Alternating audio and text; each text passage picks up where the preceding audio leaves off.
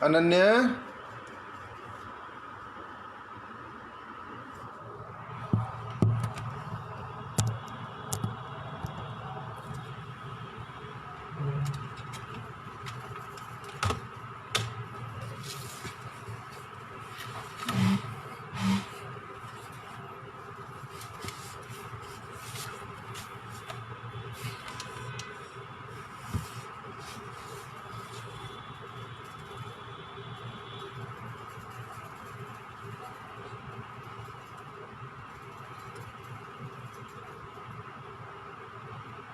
नमस्कार मित्रों।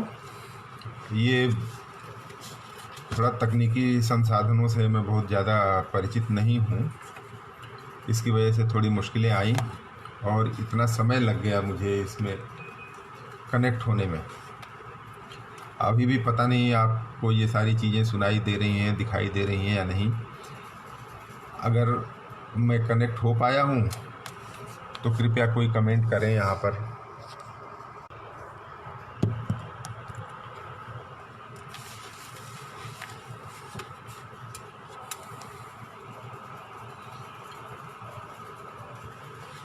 अगर मेरी आवाज़ आप तक पहुंच रही है तो कृपया इस पर कमेंट करें ताकि मैं आगे बढ़ सकूं।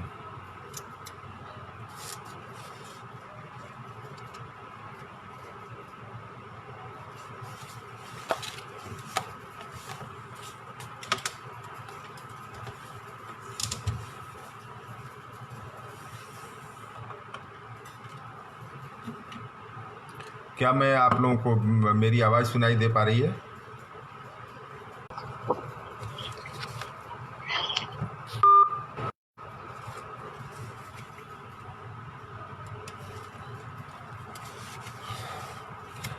मित्रों नमस्कार। पहले ही काफ़ी देर हो चुकी है। मैं तकनीकी रूप से बिल्कुल ही दक्ष नहीं हूँ और काफ़ी समय ले लिया मैंने इसको करने में। मेरी आवाज़ जैसी भी आप तक पहुँच पा रही है, मैं कहानी पाठ शुरू करता हूँ। कहानी का शीर्षक है और वह चला गया। वह अचानक आया था, बल्कि कहें आधमका था। स्वाभाविक ही है, मैं हैरान हुआ था, हैरान भी और परेशान भी। उसे देखकर भक्त से मेरे भीतर गुस्सा जल उठा, पर झट से मैंने उसे शांत किया। जैसे ही दरवाज़ा खोला, उसने लपक कर मेरे पैर छू लिए। मेरी झुंझलाहट कुछ कम हो गई, पर मन में यह बात घुमड़ती रही कि आज के ज़माने में भला कोई इस तरह किसी के घर आता है? न फ़ोन न संदेश आया और घंटी बजा दी। मगर उसके चेहरे पर जमी जमाने के दुख, निराशा और अवसाद की थकान की पथरीली परत और आंखों में तैरती असहायता ने जैसे मेरे भीतर बर्फ़ की सिल्ली ढकेल दी। मैंने उसे खुश रहने का आशीर्वाद दिया और आदर सहित घर के भीतर ले आया। वह पीठ पर लदा अपना बैग उतार कर सोफे पर संकोच सहित बैठ गया। बैग उसने गोद में ही रख लिया था। मैंने उसे आराम से बैठने को कहा और पीने का पानी ले आया। उसने बैग गोद में ही रखे हुए पानी का गिलास पकड़ा और 2 लंबे घूंट में उसे खाली कर दिया। मैं समझ गया कि वह बहुत प्यासा है। मैं फ्रिज से पानी की बोतल निकाल लाया और उसका गिलास भरने लगा, तो उसके चेहरे पर कृतज्ञता उभर आई। वह पूरी बोतल खाली कर गया और लंबी सांस लेकर कुछ सहज हुआ। गोद से उतार कर उसने बैग को नीचे अपने पैरों के सहारे टिका दिया। मैंने पूछा, कहाँ से आ रहे हो? भैया आज सुबह गांव से आया। हुआ के बेटे हैं ना, अंगद भैया आर्मी में हैं, उन्हीं के पास आया था। परसों बात हुई थी, बोले आ जाओ। अपना पता ठिकाना सब लिखवा दिए थे, कौन सी बस से आना है सब समझा दिए थे। बस मैंने कल गाड़ी पकड़ी और आ गया। गाड़ी तो सुबह 4:30 बजे पहुंच गई थी। सोचा सो रहे होंगे, काहे भोरे भोर परेशान करना। सो सवारी पकड़ के पहुंच गया उनके डेरे पर, मगर अंगद भैया नहीं मिले। फ़ोन किए तो पता चला कि उनको अचानक हरियाणा भेज दिया है। वहाँ आरक्षण का बवाल चल रहा है ना, इसलिए पता नहीं कब तक बवाल रुकेगा। तब तक तो अंगद भैया उधरे रहेंगे। यहीं तो रहते हैं, आपके एकदम पासे में, सीताराम बाज़ार में। अभी उनको क्वार्टर नहीं मिला है, बैरके में रहते हैं। उन्होंने अपने किसी जानकार को फ़ोन करके मेरे रुकने का इंतज़ाम करने को कहा, पर मैंने मना कर दिया। किसी अनजान के साथ रहने में संकोच होता है। फिर सोचता रहा किसके पास जाऊं, कहाँ जाऊं। गांव के कई लड़के कहीं बुराड़ी में रहते हैं, सब्जी तरकारी का ठेला लगाते हैं। सोचा उनके पास चला जाऊं, मगर जानता हूं कि वे सब एक कमरा लेकर 4-5 एक साथ उसी में किसी तरह रहते हैं। सोचा कि उनके यहाँ जाऊंगा तो वे परेशान होंगे। फिर आपका ध्यान आया तो सोचा पहले आपके यहाँ चल कर देखते हैं। उधेड़ बुन में था कि कहीं आप यूनिवर्सिटी न चले गए हों। भाभी भी काम पर निकल जाती हैं, पता नहीं आप लोग मिलेंगे कि नहीं, पर सोचा चलकर देखते हैं। सो आपके यहाँ आ गया। पिछला फ़ोन चोरी हो गया था तो उसमें आपका नंबर भी चला गया। गांव से थोड़ा टेंशन में चला था, इसलिए काका से लेना भी भूल गया। इसीलिए यहाँ आने से पहले आपको फ़ोन नहीं कर पाया। वह तो कहिए कि स्टेशन पर एक पत्रिका खरीद ली थी, उसमें आपका लेख छपा देखा तो खरीद लिया। इसी में आपके घर का पता छपा है। उसने बैग से पत्रिका निकाल कर दिखाई। उसके हाथ में पत्रिका देखकर खुशी हुई कि चलो मेरे गांव में भी कोई है जो मेरा लिखा पढ़ता है। मेरे मन का रहा सहा गुस्सा भी बह गया। मगर गांव से टेंशन में क्यों चले, सब ठीक ठाक तो है ना, मैंने पूछा। उसने दीवार पर टंगे चित्र पर अपनी नज़रें टिका दी और कहा, अरे क्या बताएं भैया, बाबूजी बवाल काटे हुए हैं। रोज़ ताना मारते हैं कि इतना बड़ा हो गया निठल्ला बैठा है, कोई काम धंधा क्यों नहीं तलाशता। अभी तक तो मैं सुनता आ रहा था, परसों सवेरे सवेरे उखड़ गए तो मैंने भी पलट कर जवाब दे दिया कि नौकरी कहीं परोस के रखी तो है नहीं कि मैं जाऊं और लपक लूं। कर तो रहा हूं कोशिश, जहाँ भी जगह निकलती है फार्म भरता हूँ। इंटरव्यू भी कई जगह दे चुका हूँ, कहीं सिलेक्शन नहीं हो रहा तो क्या करूँ। अब आप ही बताइए भैया कि मैंने क्या गलत कह दिया। मगर इसी पर वो भड़क गए, लगे आए बाएं बकने। बोले, जिसको काम करने की इच्छा होती है, लगन होती है, वो तुम्हारी तरह हाथ पर हाथ धरे नहीं रहता, 10 जगह हाथ पांव मारता है। गांव भर में अब मेरी थू थू होने लगी है कि इतना पढ़ लिख के भी पंडित जी का बेटा बिलल्ला घूम रहा है। तो मैंने अंगद भैया से बात की और चला आया। उसकी आंखें दीवार के चित्र पर टिकी थीं। मैं उसके चेहरे पर उभरते भावों को बहुत ध्यान से पढ़ रहा था। वह शायद मुझसे आंख मिलाकर बात नहीं करना चाहता था। उसके चेहरे पर उभरे अवसाद और विषाद ने मुझे भीतर तक हिला दिया था। उसकी निराशा आंखों के रास्ते छलकने को हुई, पर उसने गर्दन नीची करके खुद को संभाल लिया। मैं चुप रहा, पर भीतर बवंडर उठ पड़ा। कई पर्दों पर एक साथ कई चित्र चलने शुरू हो गए। यह बालेंदु चाचा का इकलौता बेटा है, आशुतोष। आंसू पुकारते हैं सब। 4 बहनों के बीच अकेला भाई। बालेंदु चाचा मेरे सगे चाचा नहीं हैं, गांव में मेरे पट्टीदार हैं, संस्कृत पढ़े लिखे, गांव में सबसे अच्छी खेती करने वाले, खेत भी गांव में सबसे अधिक है उनके पास। मेरे घर से उनका कोई दुराव तो नहीं है, पर बहुत लगाव भी नहीं है। जब मैं शहर पढ़ने आया और छुट्टियों में गांव जाता था तो बालेंदु चाचा तरह तरह के सवाल करते थे पढ़ाई लिखाई को लेकर। उन सवालों में जिज्ञासा कम, ईर्ष्या और हिकारत ज़्यादा ध्वनित होती थी। बालेंदु चाचा गांव में खुद को सबसे काबिल और पढ़े लिखे आदमी मानते थे। अपनी संपन्नता का अभिमान भी उन्हें था। वे दूसरों के दरवाजे पर कम उठते बैठते, दूसरे ही उनके दरवाजे पर सुबह शाम बैठकी करते थे। एक तरह से दरबार लगता था उनके दरवाजे पर। पिताजी के साथ वे उठते बैठते जरूर थे।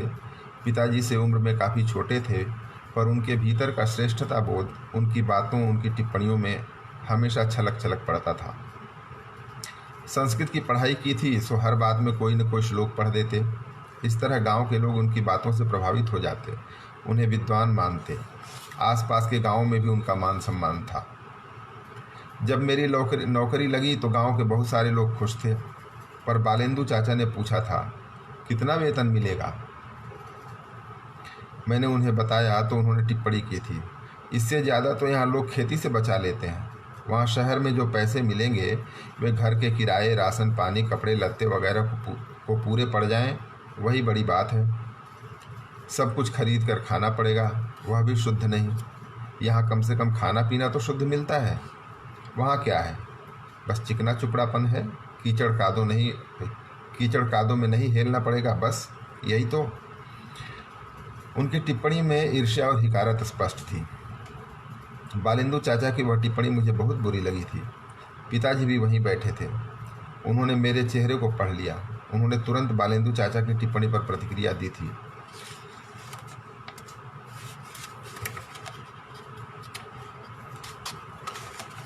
बात तो सही है बालेंदु, पर हर कोई तो खेती से गुजर बसर नहीं कर सकता ना।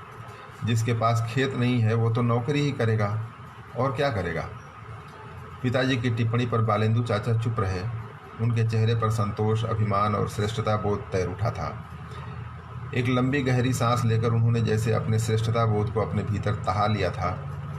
वे मुस्कराए भर थे।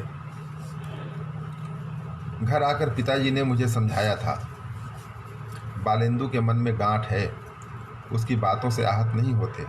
वह शुरू से ऐसा है। उसे लगता है कि उससे समझदार, उससे बेहतर कोई है ही नहीं। वह खुद भी स्कूल में अध्यापक की नौकरी करना चाहता था, मगर तब स्कूल में तनख्वाहें बहुत कम होती थीं और बालेंदु के पिता संपूर्णानंद तिवारी थे पुराने ख्यालात के आदमी। खेती बाड़ी थी ही अच्छी, सो उन्हें लगता था कि उनका बेटा कहीं नौकरी क्यों करे, किसी और की चाकरी क्यों करे। उन दिनों नौकरी को बहुत अच्छा नहीं माना जाता था, सो इसने नौकरी नहीं की। पर वह गांठ इसके मन में बनी रही। इसे कहीं न कहीं मलाल रहता है स्कूल में अध्यापक न बन पाने का। इसीलिए जब कोई अध्यापक मिलता है और यह उससे बात करता है तो इसकी गांठ कुछ और कसने लगती है, अंड बंड ज्ञान बघारने लगता है। आज की स्थितियां पहले जैसी नहीं हैं। तुम्हें उसकी बात को दिल पर नहीं लेना चाहिए, भूल जाओ इसकी बातों को। यह कोई 25 साल पहले की बात होगी। आशु की बातें सुनकर मैं सोच रहा था, आखिर बालेंदु चाचा इतने बदल कैसे गए। भैया आपको यूनिवर्सिटी जाना होगा, मेरी वजह से देर तो नहीं हो रही। आशु ने मुझे पुराने दिनों से बाहर खींचा था। नहीं, अभी परीक्षाएं खत्म हुई हैं, सो मेरी छुट्टियां चल रही हैं। अगले हफ्ते से कॉपियां चेक करने जाना होगा, मैंने कहा। भाभी और बाबू लोग तो शाम तक ही लौटते होंगे। नहीं, 2:30 बजे तक आ जाते हैं। सुबह तीनों साथ ही निकलते हैं। 2 बजे स्कूल की छुट्टी होती है, 2:30 बजे तक घर पहुंच जाते हैं। अभी तो तुम नहा धोकर कुछ नाश्ता कर लो, थोड़ा आराम कर लो। फिर मैं आशु को स्टडी रूम में ले गया, जो मेरे पढ़ने के अलावा मेहमानों को ठहराने के भी काम आता है। काम वाली नाश्ता बनाकर रख गई थी। मैंने दूध गर्म किया, कुछ डबल रोटी सेंकी और आशु नहाकर आया तो नाश्ता करने बैठ गया। कहाँ तक पढ़ाई की है आशु, मैंने पूछा था। M.Com किया है भैया। कोई टेक्निकल कोर्स वगैरह नहीं किया? नहीं भैया, शुरू से आर्ट साइड लेके पढ़े थे। बाबूजी तो चाहते थे कि मैं भी संस्कृत साहित्य पढ़ूं, मगर मैंने जिद करके कॉमर्स लिया। सोचा था कि कहीं बैंक में नौकरी मिल जाएगी। कई जगह कंपटीशन भी दिया, मगर कहीं हुआ ही नहीं। आपका तो परिचय होगा यहाँ बहुत सारे लोगों से। यहाँ तो बड़े बड़े नेता रहते हैं, उनके साथ आपका परिचय होगा। किसी से बात करके किसी कंपनी में अकाउंटेंट वगैरह की भी नौकरी मिल जाए तो बाबूजी को संतोष हो जाए, आशु ने जैसे विनती की। मुझे पता था वह किसी न किसी वक्त यह बात बोलेगा जरूर। जो भी गांव से आता है मुझसे यही उम्मीद लेकर आता है कि मैं उसे कहीं न कहीं कोई नौकरी दिलवा दूंगा। पर मैं इस बात से हमेशा बचने की कोशिश करता रहा हूँ। चाहता हूँ कि कोई मुझसे नौकरी की बात न करे, पर मेरे चाहने से क्या होता है। पिताजी नहीं रहे तब से हमारा गांव जाना भी कम हो गया। हालांकि गांव में मेरे सगे चाचा हैं, पर हमारा गांव जाना किसी खास मौके पर ही हो पाता है। इस तरह गांव के लोगों से संपर्क भी कम होता है। नहीं तो पहले कोई न कोई नौकरी के सिलसिले में गांव ही चला जाता था। मैंने बात मोड़ने की कोशिश की। बालेंदु चाचा स्वस्थ तो हैं ना? खेती बाड़ी कैसी चल रही है? हाँ भैया, स्वस्थ तो हैं, पर बुढ़ा गए हैं। 60 की उम्र में 80 के लगते हैं। खेती बाड़ी अब पहले जैसी रही नहीं। आधा खेत तो 3 बहनों की शादी में बिक गया। जो बचा है उस पर खेती ठीक से हो नहीं पाती। खेती में मजदूर भी नहीं मिलते। हर काम पैसे से होने लगा है। मुझसे छोटी वाली एक बहन शादी के लिए बची है। उसी की चिंता पिताजी को लगी रहती है। उन्हें उम्मीद है कि मैं कुछ कमाने लगूंगा तो घर की स्थिति कुछ सुधरेगी। बहन की शादी के लिए भी खेत नहीं बेचने पड़ेंगे। मगर मेरा कहीं जुगाड़ नहीं बैठ पा रहा। पिताजी की हालत देखकर मुझे भी चिंता होती है। मैं खुद कोशिश करता हूँ कि कहीं अच्छी नौकरी मिल जाए तो घर की दशा कुछ सुधरे। आशु ने फिर से दीवार पर टंगी तस्वीर पर अपनी नज़रें टिका दी थी। उसकी बातें सुनकर तकलीफ हुई। मैं सोचता रहा कि इसके लिए मैं क्या कर सकता हूँ। नाश्ता समाप्त हो गया था। मैंने कहा, आशु अब थोड़ा आराम कर लो, मैं देखता हूँ तुम्हारे लिए क्या कर सकता हूँ। आराम क्या करना भैया, कोई थकान तो है नहीं। आप अपना काम कर लीजिए, मैं अखबार पढ़ लूँगा, टीवी पर समाचार देख लूँगा। और क्या, उसने संकोचपूर्वक कहा। हाँ हाँ, क्यों नहीं, अभी टीवी चला देता हूँ। मैंने टीवी चला दिया। मैं भी उसके साथ ही बैठ गया। टीवी पर समाचार आ रहे थे। हरियाणा में जाट आरक्षण की खबरें छाई हुई थीं। आंदोलनकारियों ने भारी तबाही मचाई थी। रोहतक और सोनीपत में बहुत सारी दुकानों मालों को आग के हवाले कर दिया था। सेना की गाड़ियां दौड़ रही थीं, पर आंदोलनकारी काबू में नहीं आ पा रहे थे। ऐसे मौक़ों पर राजनीति तेज हो जाती है, सो वह हो गई थी। आशु बड़े ध्यान से समाचार देख रहा था। मेरे मन में अजीब उथल पुथल थी। हरियाणा के आंदोलन से विचलित होने की अपेक्षा आशु को कहीं काम पर लगाने की चिंता अधिक हावी थी। मन चारों तरफ दौड़ने लगा था कि उसे कहाँ काम दिलाया जा सकता है। कोई और होता तो मैं साफ साफ कह देता कि ऐसे किसी से मेरा कोई परिचय नहीं है जो तुम्हें नौकरी दिला दे, पर आशु से ऐसा नहीं कह सकता था। अब मुझे अपने पर क्षोभ हो रहा था कि इतने सालों से इस शहर में रहते हुए किसी से संपर्क क्यों नहीं बढ़ाया। मेरे भीतर जैसे बालेंदु चाचा प्रकट होकर फटकार लगाने लगे। इतने साल से इस शहर में रह रहा है, क्या कर लिया तूने? क्या एक भी आदमी ऐसा नहीं जो तुम्हारे कहने पर किसी को नौकरी पर रख ले? क्या पा लिया तूने हर रसूखदार आदमी को हिकारत की नज़र से देखकर? क्यों हर ऐसे आदमी से दूरी बनाकर रहता आया जो नौकरी वगैरह दिलाने में मदद कर सकता है? देश विदेश के विश्वविद्यालयों में जाकर भाषण दे आते हो, क्या हासिल कर लिया? क्यों बस किताबों की दुनिया में खोया रहा? सिद्धांतों को जीने की कोशिश करता रहा। सिद्धांतों को भी कितना जी पाया? बस लेख लिखता रहा, किताबें लिखता रहा, लेखकों विद्वानों के बीच उठता बैठता, उनसे बातें कर अपनी समझ पर इतराता रहा। कितनी बंद दुनिया में जीता रहा है तू। देखो, अपने आसपास कम पढ़े लिखे प्रॉपर्टी डीलिंग का काम करने वाले भी तुमसे ज़्यादा काबिल हैं। 4-6 नेताओं, 8-10 सेठ साहूकारों से उनके संपर्क हैं जो उनके कहने पर किसी को काम दे सकते हैं। तू यूनिवर्सिटी में प्रोफेसर हो गया है। 8-10 लड़के लड़कियां तुम्हारे पीछे घूमते रहते हैं, तुम्हारे लिखे पर रीझते तारीफ करते रहते हैं, पर उन्हें भी तो यही उम्मीद रहती है कि उन्हें कहीं किसी कॉलेज या यूनिवर्सिटी में नौकरी दिला दोगे। मगर वहाँ भी तुम्हारी कितनी चलती है? बाजी तो वही मार जाते हैं जिनके राजनीतिक संपर्क हैं। इतने सालों में अगर तुम किसी पार्टी के संपर्क में रहे होते, किसी नेता को पकड़े रहे होते, तो वह आज के दिन काम आता। मगर तुम तो किसी काम के नहीं रहे। मैंने खुद को झटका। अपने भीतर बालेंदु चाचा के सामने खुद को खड़ा किया। बालेंदु चाचा से आंखें मिलाकर कहा, सत्ताधारी नेताओं के आगे पीछे घूमकर मैंने बेशक किसी को नौकरी दिलाने लायक संपर्क नहीं साधा, पर मैंने अपने ज़मीर को बचाए रखा। अपने भीतर यह साहस बचाए रखा कि लाखों करोड़ों लोगों के हक में बोल सकूं। किसी पार्टी, किसी नेता की बेईमानी पर उसके आगे हाथ बांधे गूंगा बनकर खड़ा न रह सकूं। मेरे भीतर बालेंदु चाचा फिर भी फनफना रहे थे। अब मैंने उनसे तर्क करना मुनासिब नहीं समझा, क्योंकि यह तर्क लंबा चलने वाला था। असल समस्या आशु को कहीं काम दिलाने की थी, सो उसी के बारे में सोचने लगा। आशु एकटक टीवी पर चलते समाचार देख रहा था। उसके चेहरे पर उभरते भावों को देखकर अंदाज़ा लगाना मुश्किल था कि उसके मन में क्या चल रहा है। मैंने पूछा, आशु तुम अपनी पढ़ाई जारी क्यों नहीं रखते? पीएचडी कर लो, किसी कॉलेज में नौकरी की गुंजाइश बन सकती है, इज्जत की नौकरी होगी। अब आगे पढ़ने की स्थिति नहीं है भैया, बस हो गया, कहीं जल्दी से नौकरी तलाश कर काम करूँगा, उसने दृढ़ स्वर में जवाब दिया।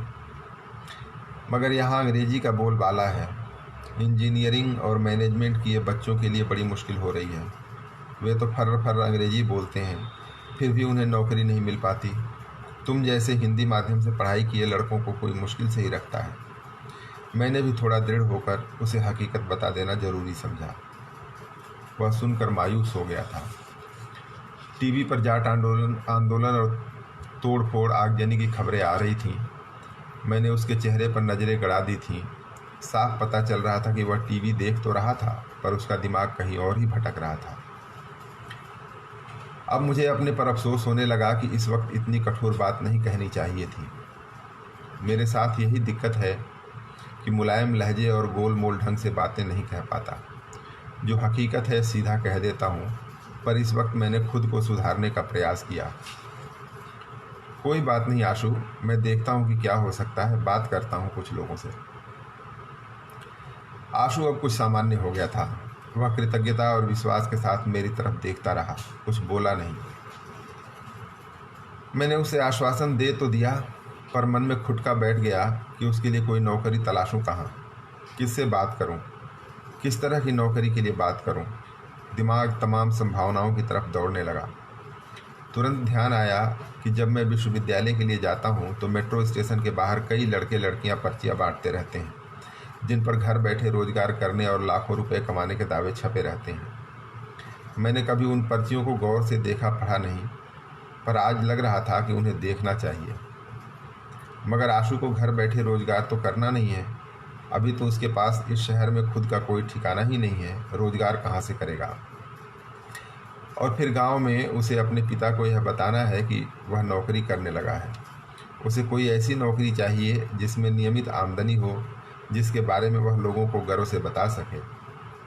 नहीं, मेट्रो स्टेशन पर पर्ची बांटने वाले रोजगार के लिए वह तैयार नहीं हो, कर भी नहीं पाएगा शायद। आजकल कई ऐसी एजेंसियां खुल गई हैं जो सर्वे रिसर्च वगैरह का काम करती कराती हैं। उनमें आशु के लिए कोई काम मिल सकता है। वैसा काम करने में उसे शर्म भी महसूस नहीं होगी और साफ सुथरा पढ़ाई लिखाई का काम होगा। मेरे एक मित्र हैं जो ऐसी सर्वे एजेंसियों के बारे में जानते हैं।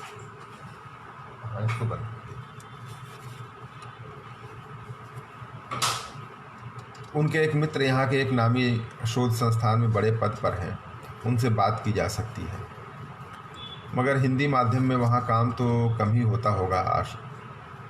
आशु को अगर मेरे कहने पर वहाँ कोई काम मिल भी गया तो वह कितने दिन टिक पाएगा कहना मुश्किल है। अगर वहाँ काम नहीं कर पाया तो मुझे ही शर्मिंदगी उठानी पड़ेगी। ऐसे अनेक विकल्पों पर दिमाग घूमता रहा। मैंने आशु से कहा, तुम टीवी देखो, मैं कुछ काम कर लेता हूँ, और वहाँ से उठ गया। फिर मेज़ पर रखे उस दिन के अखबार नज़र आ गए तो मुझे एक नया विचार आ गया। मैंने अखबार उठाए और आशु को देते हुए कहा, आशु तुम इन अखबारों को पलट कर देखो, रोज़ इनमें नौकरियों के विज्ञापन छपते हैं। तुम देखो कि तुम्हारे लिए क्या काम हो सकता है, फिर हमारे लिए किसी से बात करने में आसानी हो जाएगी। एक बार फिर आशु के चेहरे पर उम्मीद और कृतज्ञता उभरी थी। दोपहर बाद ललिता और बच्चे स्कूल से लौटे थे। मैंने दरवाज़ा खोला तो स्वाभाविक ही बैठक में आशु को देखकर उनके चेहरे पर प्रश्नवाचक भाव उभर आया था। मैंने परिचय कराया, यह आशु है, आशुतोष, मेरे गांव वाले बालेंदु चाचा का लड़का।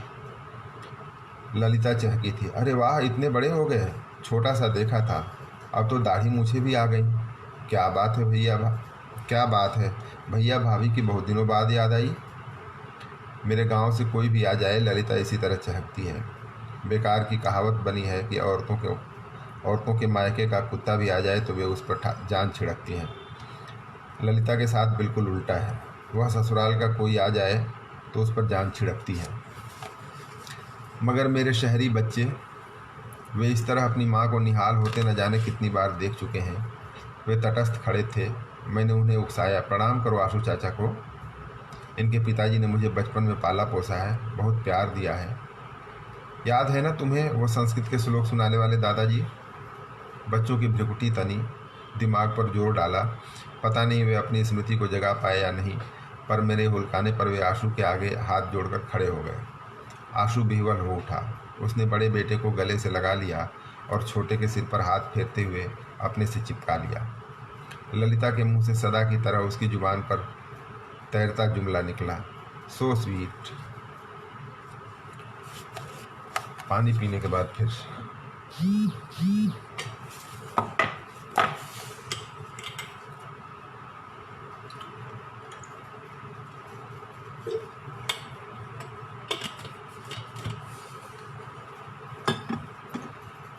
आशु को आए 2 दिन हो गए थे। पिछले 2 दिन उसने सिर्फ नाश्ता, लंच, डिनर किया, टीवी देखा, अखबार पलटे और सोया था। ललिता से गांव जवार की बातें की, बच्चों को लाड़ जताया, उनके साथ खेलने, उनकी पढ़ाई के बारे में जानने, उनसे जुड़ने की कोशिश की। दिल्ली में रहने वाले अपनी जान पहचान के कुछ लोगों से फ़ोन पर बातें की। मेरी किताबों में से कुछ किताबें निकाल कर उल्टी पलटी। बस शायद वह आश्वस्त था कि मैं उसके लिए कोई काम तलाश लूँगा। हालांकि उन 2 दिनों में दिमाग दौड़ाने की तमाम कोशिशों के बावजूद मैं भी उसके लिए किसी काम की टोह नहीं ले पाया था। मगर तीसरे दिन की सुबह ही शायद गजब हुआ होगा। जब मैं ललिता और बच्चों को स्कूल के लिए विदा करने को तैयार हो रहा था, तभी मेरे छोटे बेटे तन्मय ने मुझसे पूछा था, पापा ये अंकल कब तक हमारे घर रुकेंगे? उसके सवाल से मैं घबरा उठा था। मैंने शी करते हुए अपने मुंह पर उंगली रखकर चुप रहने का इशारा किया था। मुझे डर था कि मुझसे पूछा उसका सवाल आशु के कानों तक न पहुंचे। वह सवाल का जवाब पाए बिना ही चुप हो गया था। आशु भी पिछले 2 दिनों की तरह दरवाजे तक ललिता और बच्चों को विदा करने आया था। उसने हंसते हुए हाथ हिलाकर विदा किया था। उसके इस व्यवहार से मैं आश्वस्त हो गया था कि चलो, तन्मय की बात आशु के कान तक नहीं पहुंची। मैं तीनों को गाड़ी तक छोड़कर फिर सुबह की सैर कर वापस लौटा तो आशु नहा धोकर तैयार बैठा था। मैंने हैरान होकर पूछा, अरे क्या बात है आशु, सुबह सुबह कैसे तैयार होकर बैठे हो? कहीं जाना है क्या? हाँ भैया, उसने कहा, नोएडा जाना है। फिर उसने अखबार का वह पन्ना मेरे सामने कर दिया जिसमें बहुत सारे विज्ञापन छपे थे। उसने एक विज्ञापन पर उंगली रखकर दिखाया। मैंने गौर से उसे पढ़ा। एक कार कंपनी में चौकीदार, सफाई कर्मचारी से लेकर अकाउंटेंट तक की भर्तियां विज्ञापित थीं। तनख्वाह भी संतोषजनक थी। घर से आने जाने के लिए गाड़ी की व्यवस्था और चाहे तो रोज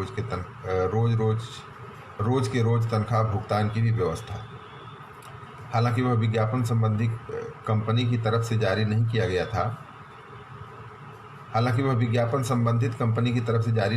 था, पर मैंने सोचा कि कई बार ऐसे विज्ञापन प्लेसमेंट एजेंसियां भी देती हैं। चलो ठीक है, एक बार आशु को देख आने दो। इस तरह वह शहर को समझेगा, नौकरियों की स्थिति के बारे में समझे जानेगा। अगर नौकरी मिल गई तो शुरू करने के लिए भी बुरा नहीं है। इसलिए मैंने हाँ कह दिया।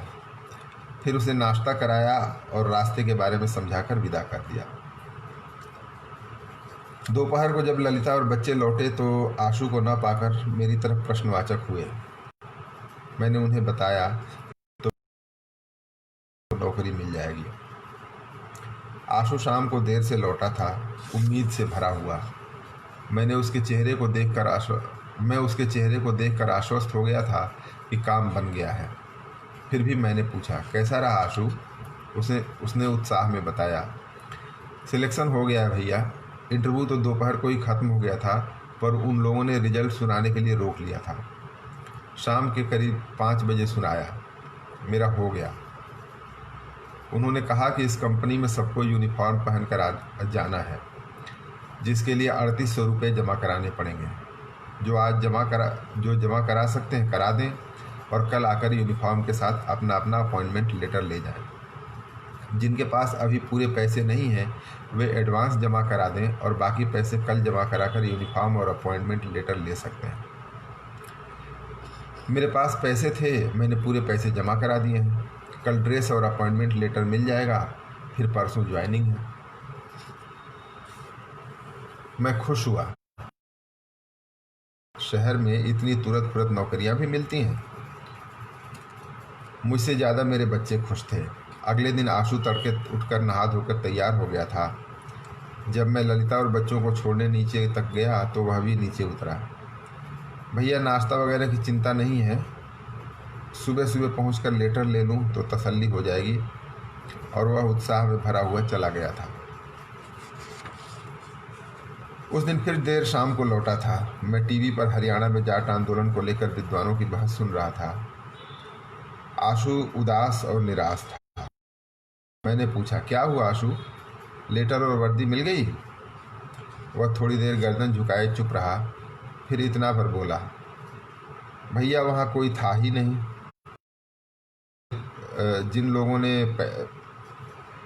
लोगों ने पैसे भरे थे सब पहुँच गए थे, 100-150 लोग, मगर वहाँ कोई नहीं था। आसपास पूछा पर सब कह रहे थे उन लोगों ने तो एक दिन के लिए किराए पर जगह ली थी। वे कौन थे, कहाँ से आए थे, कुछ पता नहीं। सबका पैसा लेकर भाग गए। मेरे भीतर जोर जोर का धक्का लगा। गुस्सा भी उभरा कि अभी चलकर पता करूं कि जिसने वह जगह दी थी किस बिना पर दी थी, उसे ही हवाले कर दूं, भंडाफोड़ करूं कि शहर में इस तरह के रैकेट चल रहे हैं और अखबार वाले बिना कोई जांच पड़ताल किए भी उन्हें सिर्फ पैसे से मतलब है, दे देता है। मैं सोचने लगा कि इस घटना की जानकारी मीडिया तक कैसे पहुंचाऊं, प्रशासन की नाक में दम कैसे करूं, सरकार को कैसे झकझोर डालूं। गुस्से पर जैसे बाल्टी भर पानी फेंक दिया। भैया, मैं जा रहा हूं, गांव के कुछ लोग यहाँ सब्जी तरकारी का ठेला लगाते हैं, उनके पास। उन्होंने किसी फैक्ट्री में मेरे लिए बात की हुई है और वह सचमुच स्टडी रूम में जाकर अपने कपड़े वगैरह समेट कर बैग कंधे पर टांगे आ गया था।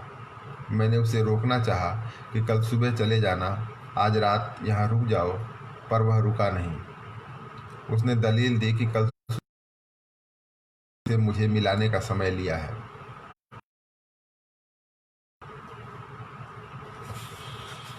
कहानी समाप्त। बहुत बहुत धन्यवाद। कमलेश जी लगातार कुछ कमेंट लिख रहे हैं, मैं पढ़ नहीं पा रहा हूँ। दृश्य रचती परत खुल रही है कहानी, लुटते बेरोजगार। बहुत बहुत धन्यवाद कमलेश जी, आप लगातार जुड़े रहें और लिखते रहें। शिवदयाल जी भी जुड़े हैं शायद।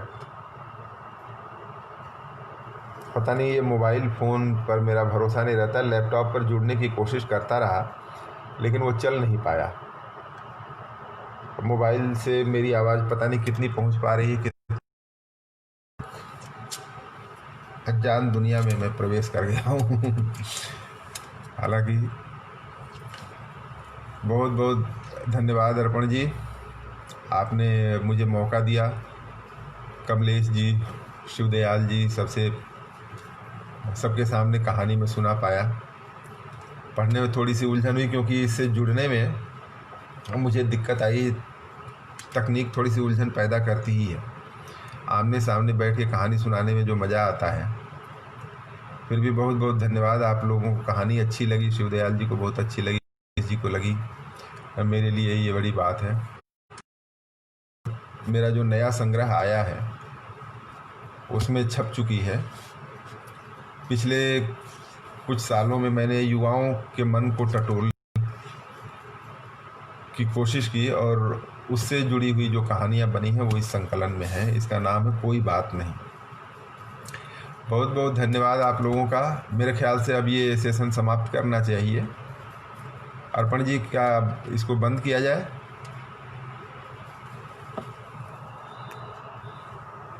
बहुत बहुत धन्यवाद आप सबका। अब मैं विराम लेता हूँ।